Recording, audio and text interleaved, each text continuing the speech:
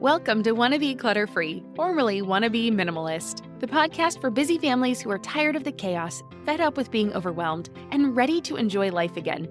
Each week, we talk about how to let go of the clutter so that you can focus on the things that actually matter. And it's not just physical clutter. We talk about the mental and emotional stuff too, because if it's holding you back, it's time to ditch it. I share what I've done in my own life to declutter, organize, and calm the chaos, but you won't just hear it from me. There are amazing guests too. It's practical, doable, and simple for those of us that want to be clutter-free. Do you ever find yourself staring into your closet, feeling like you've got tons of clothes but nothing to wear? Well, I've discovered a fabulous solution that's perfect for us busy women. Armoire. Armoire offers high-quality, unique brands tailored just for you. All it takes is a quick 5-minute style quiz and voila, you get a personalized closet from which to choose. The best part, these stylish outfits are delivered straight to your door in just a couple of days. I just returned from a podcast conference and Armoire saved the day when it came down to what to wear. I wore these super cute wide leg jeans from Paige to the day portion of the conference, and that night I wore cropped wide leg vegan leather pants and an asymmetrical striped sweater. I got compliments all night and had people mentioning my outfit the next day. Then I was able to simply send it back for something new. No clutter, no fuss, no special laundry. And it's not just about looking good, it's about feeling good too. Armoire is all about sustainable fashion, so you can stay trendy without the waste. Plus, it's women-founded and led, supporting women designers and aligning perfectly with our values of empowerment and community. Right now, my listeners can give Armoire a try and get up to 50% off their first month. That's up to $125 off. Just visit armoire.style/wanna. That's armoire.style, ARMOIRE.style/wanna to get up to 50% off your first month. And never worry about what to wear again. Try Armoire today. You're listening to the Wanna Be Minimalist Show with Deanna Yates, episode number 102. On today's episode, I'm talking about how I define clutter. This seems like a simple question, but I hear it pretty often in different forms. So if you've ever wondered what clutter really is, or if you can have stuff as a minimalist, well, stick around because my answer may surprise you. Well, hello, my wannabe minimalist friend. Welcome back to the show. If this is your first time here, I hope you know that I am thrilled to have you. There are a lot of things vying for your time and attention, and I am honored that you choose to spend some of it with me. Today's topic seems like a simple one, the definition of clutter. But I hear this question, what actually is clutter, asked a lot. Sometimes people don't really know.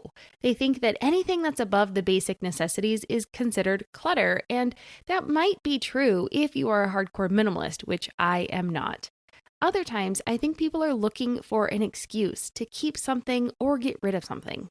So when you are in a state of being unsure, a definition or a rule can make that decision easier or make you feel good about making it.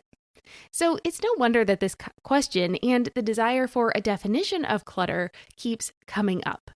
But before we jump into it, I want to say a huge thank you to you because this show is super close to hitting a big milestone. The Wanna Be Minimalist Show is about to hit 500,000 listens or downloads. It is absolutely crazy to think that this show that I make from my home office is reaching so many people and hopefully making a positive change in the world. So I normally ask this at the end of the show, but I want to put it here too. If you could please help me out and subscribe to the podcast or leave a rating and a review, I would really appreciate it. When you subscribe, rate, or review the show, it helps me rank in different podcast lists, and those rankings are the lifeblood for any podcaster like myself. And if there's anything that you want me to talk about or go into more detail on, please pass it along. Send your suggestions to me. I'd love to hear them. You can DM me on Instagram or you can email me at deanna@wannabeclutterfree.com. I read all of my emails and I do my best to get back to you quickly. And with that out of the way, let's dive into how to define clutter. So like any good student, I went right to Google and I did a search on dictionary.com.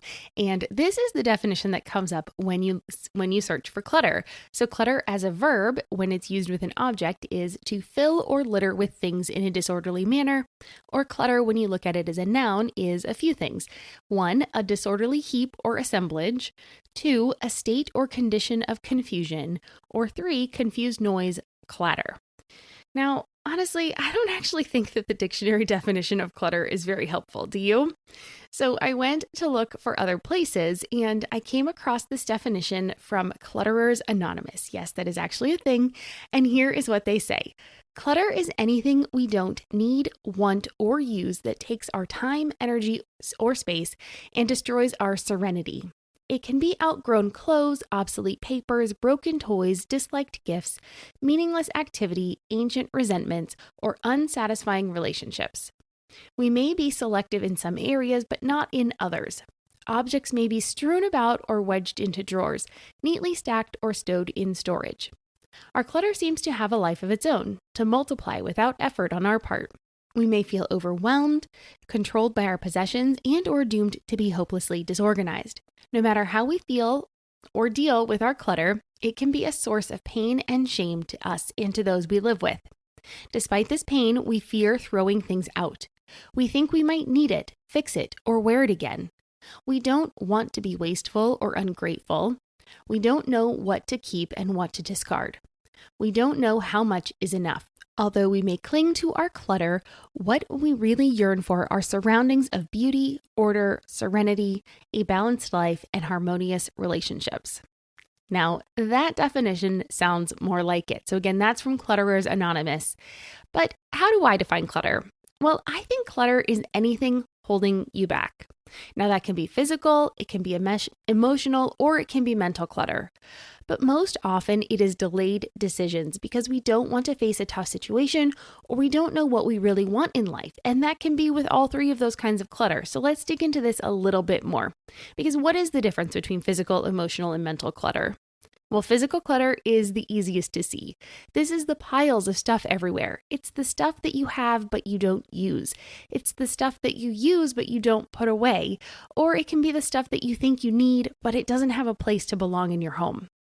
It could be a physical thing that you keep out of guilt. Maybe it's a gift someone gave you, or it's something that you've owned forever, or it's a thing, that used to belong to a loved one. Or maybe it's something that meant a lot to you at one point, and even though it's no longer your taste, you just can't seem to let it go. And then there's those physical things that we struggle to get rid of because they seem wasteful. It could be something that you're keeping because it cost you a lot of money and now you are concerned about getting rid of it because you've just spent all this money and you feel like you're wasting your money if you get rid of it. Or it could be getting rid of something that feels harmful to the environment because now you're putting all of this stuff, like once you go through that big declutter and you have all this stuff to get rid of and a lot of it is just going to end up in the landfill, that feels really, really bad actually. And so we can feel guilty about that, and it can feel really wasteful. Or it could be something that you're procrastinating about. So it sits in a pile of indecision. These are the stacks of the bins and boxes that are in your garage. Now, those are what come to mind when I think of physical clutter. But again, it could be the things that are piled up on your dining table or your desk. They could be on the floor next to your bed. Again, these physical items. This is your physical clutter. Now, clutter can also be mental and emotional, like I talked about before. So mental clutter is stuff that clogs up your brain. Now, this is when you cannot concentrate because there's so many distractions in your life, or it could be caused by stress. It's basically that feeling of overwhelm and defeat. Emotional clutter is when our spirit is heavy, and it can manifest itself when you are grumpy or cranky or you lash out for seemingly no reason at all. Now, these two are often tied together and can be symptoms of physical clutter, or they can be caused by their own issues, like when you have obligations or activities that you feel like you have to do but you dread, or it could be people that bring you down. This can also be things that we feel like we should be doing because it's expected of us, even though it's something we don't really want to do. So these are mental and emotional clutter things, and they just really bring up all sorts of bad feelings.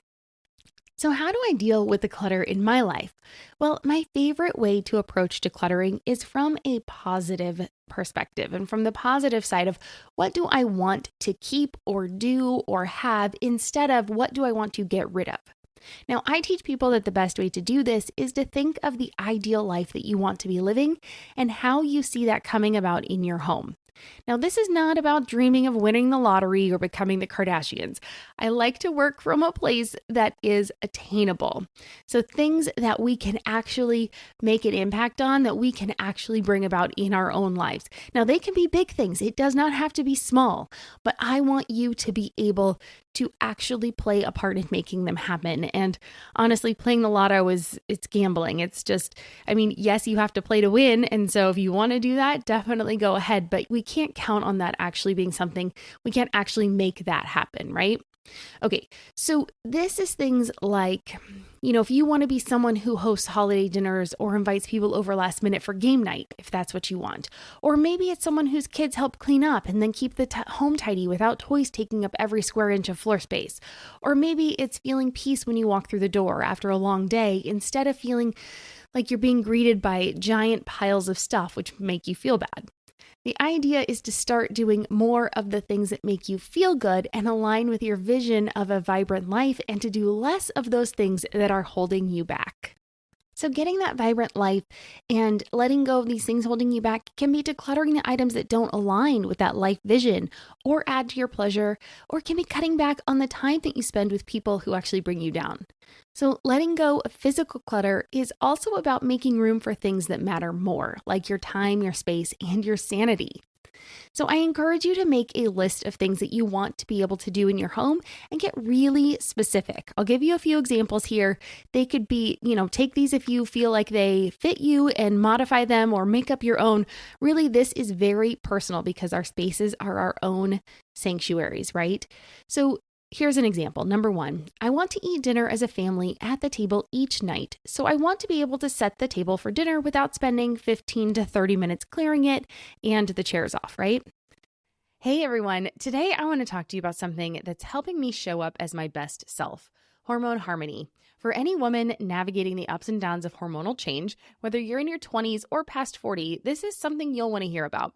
I started taking Hormone Harmony because lately I've been feeling off balance, I was snacking more, feeling sluggish, and just not like myself. I was pretty flat.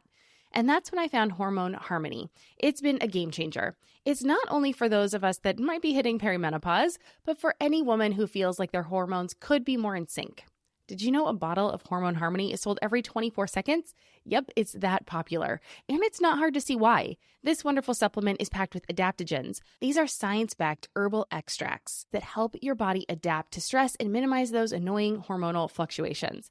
So whether it's hot flashes, night sweats, mood swings, or just feeling perpetually tired, Hormone Harmony addresses all of these symptoms gently and effectively. And for those navigating the tricky waters of perimenopause, it is nothing short of a lifesaver. The company behind Hormone Harmony, Happy Mammoth, is all about making women's health simpler and safer. Their products are sugar-free, gluten-free, dairy-free, non-GMO, and third-party tested to ensure the highest quality. And the best part, women are reporting they feel like themselves again. If you're ready to start feeling like yourself again, I've got great news. For a limited time, you can get 15% off your entire first order at happymammoth.com. Just use the code WANNA at checkout. That's happymammoth.com with the code WANNA, WANNA, for 15% off your first order. Don't miss out on this incredible offer. I'm Margaret. And I'm Amy. And together we host the podcast, What Fresh Hell? Laughing in the Face of Motherhood. Margaret, I would say you're sort of a where are my keys kind of mom. Correct. Sometimes a where are my kids kind of mom. Well, you're, Amy, more of a we were supposed to leave 35 seconds ago, mom. Touche. In each episode of What Fresh Hell, we come at a topic from our usually completely opposite perspectives. I bring the research. And I bring kind of the gimlet eye. Like, is that research really going to work, people? And almost 10 million downloads later, we're still laughing. We also talk to experts in the parenting field, plus parents with stories we can all learn from. We make each other laugh, we challenge each other's assumptions, and we have what we think is the best parenting community on the internet. Check out What Fresh Hell? Laughing in the Face of Motherhood wherever you listen to podcasts. Number 2. I want to get ready in 30 minutes in the morning, so I want my bathroom and toiletries to be neat and organized. Number 3, I want to be able to get dressed in 2 minutes and feel good in what I am wearing. Number 4, I want my kids to be able to play with their toys without needing my help getting them out or to have them leave a tornado behind them every time they play. Number 5, I want to keep my grandmother's china set. All right. So these are just some examples that you can see. Maybe you can see yourself in some of these, or you can see how you would modify them to fit your life. Once you have this list, I want you to go about just looking through this list and then decide how decluttering can help you attain these goals. So if you want to eat at the dinner table every night, well, that means it needs to be cleared off and ready to set. So what would you have to do to make that happen? The dining table can no longer be the drop zone for the mail or the bags or the items in your hands when you walk in the door. It means that you need a system to deal with the mail, your coats and bags, and the daily homework or the schoolwork that takes place if your child does their work at the table, like mine does. So another one, okay, so that's the first one. The second one, where you want to get ready in 30 minutes. So if you want to be able to do that, that means your toiletries need to be pared down to the essentials. You need to keep the items that you want and that you use to feel your best, and then let go of the ones that you don't use. Remember, bathroom products don't last that long anyway, so get rid of the old and icky ones and keep the ones that make you feel amazing. The third one of wanting to be able to get dressed in 2 minutes and feel good. Well, then look at the clothes that you wear frequently and experiment with a capsule wardrobe. A capsule wardrobe was an amazing switch for me, and I never want to go back to a mismatched closet again. So if you need help creating a capsule wardrobe, I'll link my super popular French-inspired capsule wardrobe guide in the show notes, so make sure you check that out. It shows you how you can make over 72 outfits with just 12 articles of clothing. It's pretty amazing, so check that one out, and I'm not surprised why it's so popular. And the fourth one, so if you want your kids to be able to play independently and not leave a mess behind, so what do they need to do? Well, they're going to need to access those toys, and then they're going to need to have a system for knowing where to put things back after they've gotten them out. So labels on everything. I mean, that is absolutely the easiest way to do that, so that they know where things go, and then help model that behavior and show them how to take things out, how to put them away. Again, it's just walking backwards from what you want and then getting to where you need to be now so that you get the end game, right? The end goal that you want. And then that last one about wanting to use your grandmother's china or keep your grandmother's china set. Well, then keep it. But then I also recommend that you use it. So what good does it do to keep things and then tuck them away in boxes? And then remember, if you start using your grandmother's china set, well, that gives you the opportunity to let go of any of the dishes that you're using now or any of those extra dishes that you no longer need. And that brings me to another question I get with clutter, which has to do with collections. People want to know, can I have collections if I want to declutter? And my answer to questions like this is that you get to choose what you keep inside your home. So much depends on where you live, how much other stuff you have, and how you feel when you look at your collection. For instance, if you have a smaller home, the reality is you do not get to keep as much stuff because you just don't have the space to house the things that someone in a larger home would have. And I don't actually look at that as a bad thing. When you have a smaller home, you have less stuff, which means you have less space to clean and you have less to keep track of. And generally, mentally, it is almost a little bit better to have a slightly smaller home than it is to have a slightly larger home. So don't necessarily look at it as a bad thing if you have a smaller house. Also, if you insist on keeping 20 collections, well then each one is going to get watered down and none are going to feel very important. So you have to really think about what is truly important to you. And again, I didn't say what's important to me, what's important to society. It really comes down to you. This is your home, your stuff, and so you have to make that decision. And the third thing I mentioned is how you feel when you look at the collection. So if your collection fills you with joy and happiness, well then keep it. But if you feel obligation or guilt, well then take a closer look and investigate those feelings. Then if the collection belonged to someone else, like a late family member, and you don't want to keep it, but you feel super guilty getting rid of it, a good compromise is to keep one piece or a small part of the collection and then display that. Notice I said display that because again, if you're just keeping it in a box, then why are you keeping it? So having this one piece is still going to leave you with those fond memories without having to hold on to the entire collection that doesn't really interest you, because you're not keeping the collection because you like the collection. You're keeping the collection because you feel love for somebody who had the collection, who liked that collection. All right. So I hope that helps when it comes to knowing if you can keep collections if you want to declutter and live more like a minimalist. At the end of the day, what is important to note is that the clutter is about how you feel in your space. I tapped into this a little bit, but I just want to hit it home one more time because everyone has a different clutter threshold and ideas about what a clutter home means to them. For some, a cluttered home can be when there are things left out of place or there's a pile of laundry on the sofa. In my house right now, it's a mess. We have got year-end projects going on for school. We've got a birthday party around the corner, so we've got projects going for that.